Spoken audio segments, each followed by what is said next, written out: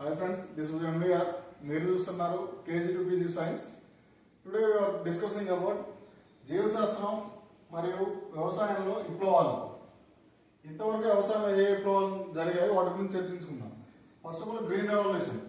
ఆహారధాన్యాల ఉత్పత్తిలో మనం సాధించినటువంటి అభివృద్ధిని మనం గ్రీన్ రెవల్యూషన్ గా చెప్పుకుంటాం. అండ్ వైట్ రెవల్యూషన్ అనేది మనం పాల ఉత్పత్తిని అధికంగా సాధించినటువంటి దాన్ని మనం వైట్ రెవల్యూషన్ గా చెప్పుకుంటాం.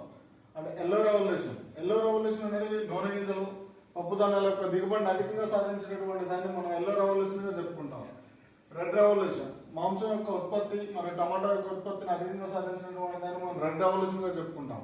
అండ్ బ్రౌన్ రెవల్యూషన్ మనం మసాలా దినుసుల ఉత్పత్తి అండ్ తోల యొక్క ఉత్పత్తి మరియు కాఫీ కోకా అండ్ సాంప్రదాయేతర పంటల యొక్క అభివృద్ధినే మనం బ్రౌన్ రెవల్యూషన్ గా చెప్పుకుంటాం. అండ్ గోల్డెన్ రెవల్యూషన్ పండ్ల యొక్క ఉత్పత్తిని అధికంగా సాధించినటువంటి దాన్ని మనం గోల్డెన్ రెవల్యూషన్ గా చెప్పుకుంటాం. అండ్ గ్రే రెవల్యూషన్ ఎరువుల యొక్క అధిక ఉత్పత్తిని మనం గ్రే రెవల్యూషన్ గా చెప్పుకుంటాం. సిల్వర్ రెవల్యూషన్ కోడిగుడ్ల యొక్క ఉత్పత్తి అండ్ పౌల్ట్రీ ఉత్పత్తిలో యొక్క గణనీయమైన అభివృద్ధిని మనం సిల్వర్ రెవల్యూషన్ గా చెప్పుకుంటాం.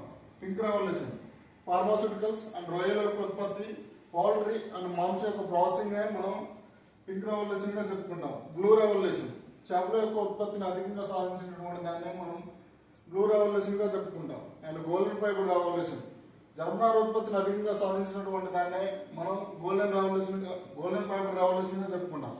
బ్లాక్ రెవల్యూషన్ పెట్రోలియం పరిశ్రమలో జరిగినటువంటి గణనీయమైన అభివృద్ధిని మనం బ్లాక్ రెవల్యూషన్ గా చెప్పుకుంటాం. అండ్ బ్రౌన్ రెవల్యూషన్ బంగాళదుంప పంట యొక్క అభివృద్ధినే మనం బ్రౌన్ రెవల్యూషన్ గా చెప్పుకుంటాం. Anyway, if you like, please do like, share and subscribe my YouTube channel.